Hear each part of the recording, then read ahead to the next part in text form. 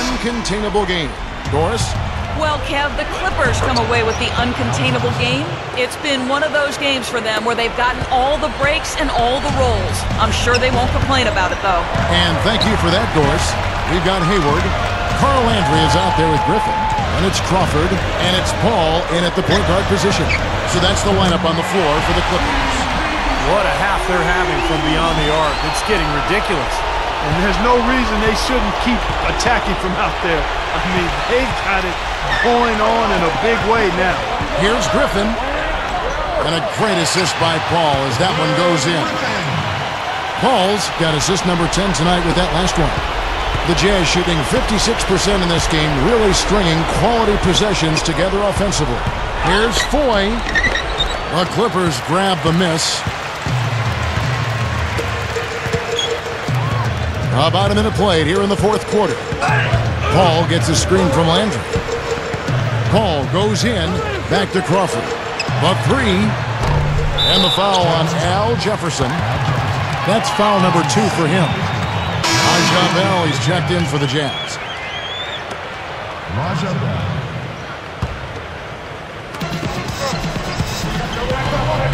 Paul is doubled. Outside Griffin.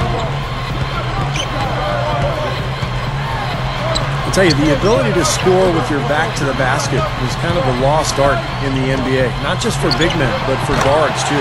Most players are spot-up shooters and drivers. Very few players can really go down on the block and make a move to score. The dish to Foy. Will it go? Good, and it's Williams who picks up the assist. Foy's got 21 in the game. Yeah, and that's his first 3 of the half. There may be more in store. Well, Steve, the ability to score with your back to the basket isn't the prettiest play, and it doesn't get you in the highlight reels all that often, but, you know, having your back to the basket, and that is a part of your offensive arsenal, I think is very important. Would you agree with that? Yeah, because it puts pressure on the defense. You know, there's several types of penetration in basketball, Kevin. I mean, there's obviously dribble penetration, there's shooting, but there's pass penetration. You feed the post, the entire defense has to react. So if you have a threat down there, you can really set screens, you can change your offense, you can diversify it. It becomes a lethal weapon. And Randy Foy gets the whistle that time. That is his first foul of the game. Well, they're not going to get back into this game when they commit frustration fouls like that one. How about exasperation fouls? I mean, that's what it looked like to me. It's an indication of the kind of game they've been having. Here's what the Clippers are going with right now. DeAndre Jordan comes in for Carl Landry. And it's Martin in for Jamal Crawford. Here's Griffin, and they force the shot clock violation. Great D. Here's a look at what's coming up for the Utah Jazz. And after this one, they're home against Minnesota. That game is the first and last of their homestand. No doubt the Denver fans want to see the Nuggets take that game. Utah calls timeout. You know, the Jazz have always been known as a strong team at home, but the opposite can be said for when they hit the road. Just ugly at times for them away from Salt Lake City. Randy Foy, he's checked in for Raja Bell. Jefferson's shot is off. Clippers leading by 23. Paul outside. Riven sets the screen for Paul. Riven against Millsap. Martin from outside. It's Mo Williams with the rebound. Back to the Jazz. It is especially hard for them because they're such a young team, and if you get down, rattled on the road, Steve, you know it. I mean, it's unforgiving. Yeah, that's why they ended up with that 11-22 road record, Kevin. They've gained experience, though, and with a lot of young talent, I would think moving forward they're going to fare better and better as they grow as a unit. Griffin dishes to Paul. The pass to Martin. The three. And a great assist by Paul as that one goes in. And that's 12 points for Martin. Well, he's getting it warmed up now after that cold first half. They really want to find that igniter here. Yeah, that's right. Kevin, the offense has basically been running in place. They got to get going. He kicks to Foy. Second shot opportunity. Jefferson can't get it to go. Griffin with some nice D. The Clippers have gone 5 of 7 from the field since the beginning of the fourth. Strong work at that end of the floor.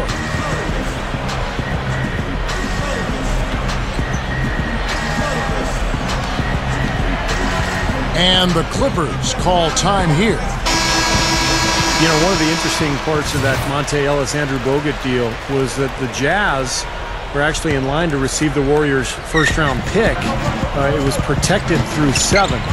And so Golden State, part of the deal with Ellis leaving and Bogut being hurt was that the Warriors thought they might lose enough games to actually retain that pick. But they didn't know that, going in one way or the other, how that would work out. This is a very steady performance offensively for him. And Chris Paul picks up the foul. And that'll be his 3rd foul so far. So Utah ends up going with the new group.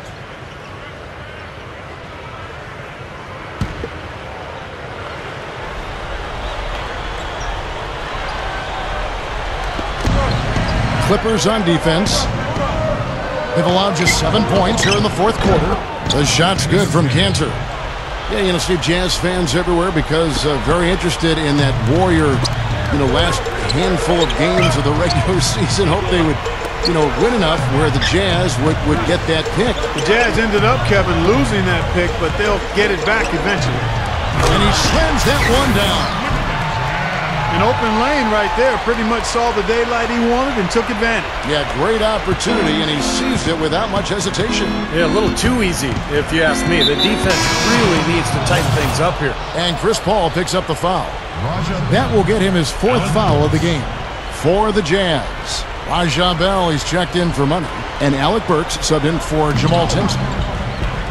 Burks, the pass to Watson. Takes it up. And it's the Clippers with the rebound. Griffin's got 9 rebounds in the game, getting it done. Clippers moving the ball around. And it's Paul penetrating. Back to Griffin. 6 on the shot clock. Paul outside, takes a 3, and it's rejected. But he gets it back. Outside, Martin. He feeds it to Griffin.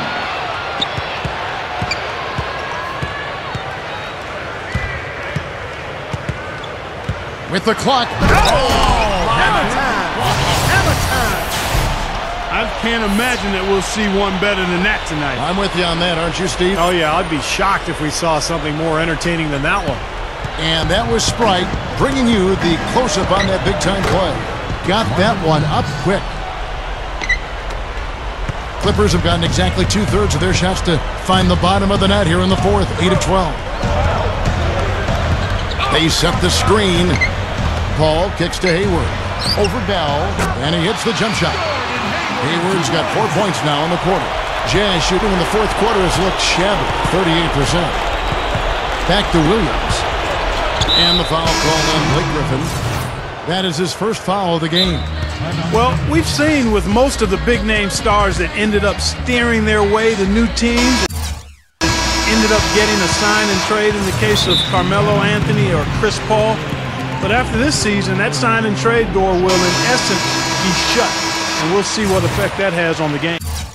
A platoon swap here for the Clippers.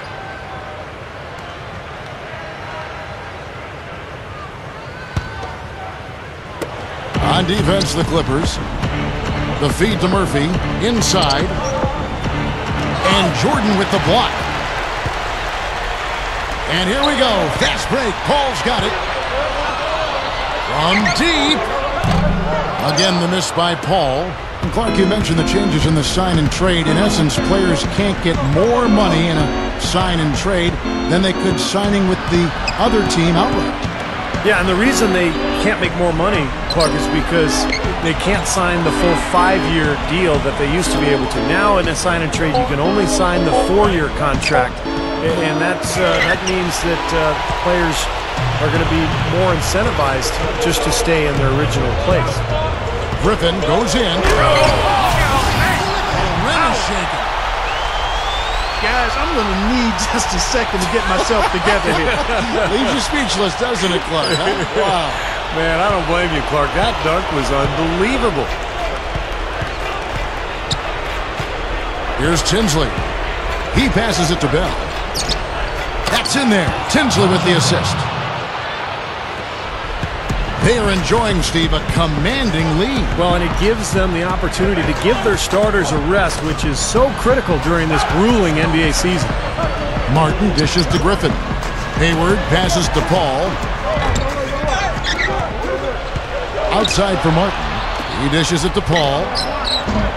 Paul can't get that one to fall.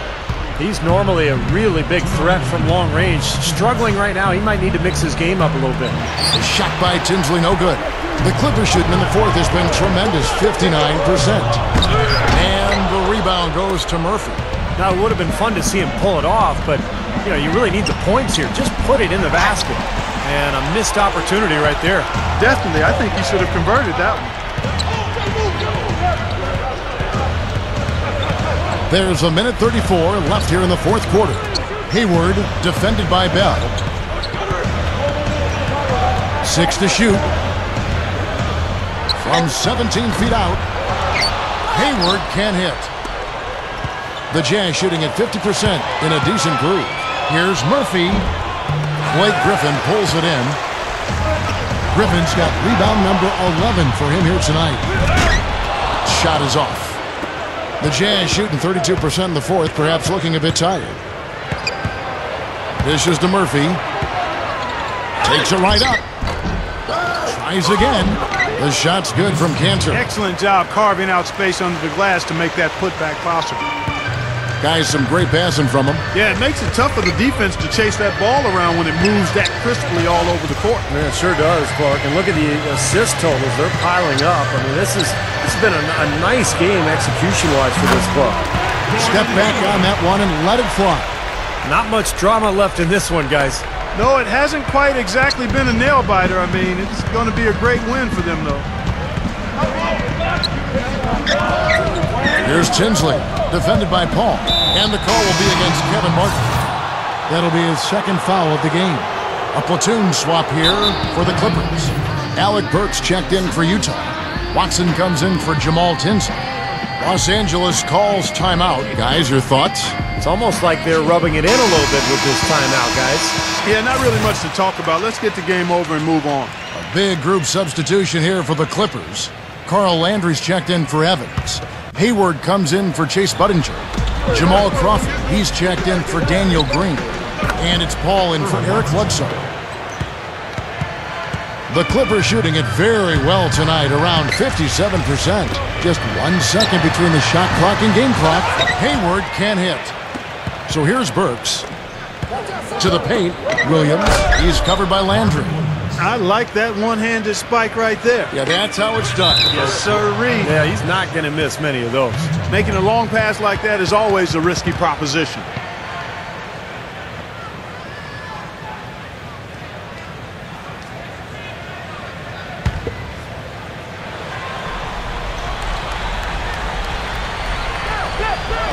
And the Jazz with possession here. Good. Nice play there on the inbounds. The defense really lost contact. Here is Hayward.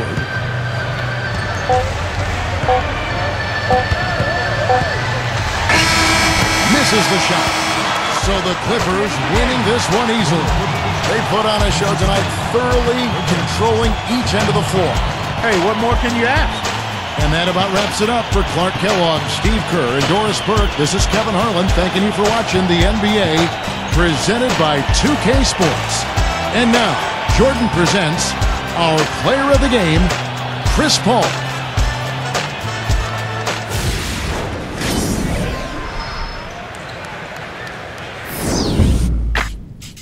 Give me that beat, fool. It's a full-time jack move. Don't worry, Skano, I get back soon.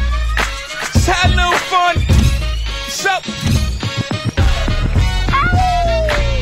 That's not the collection. Black album coming soon. Just gonna vent a little bit. Have a little fun with it. Yes. Yes. Ain't nobody dumping on home. You ain't.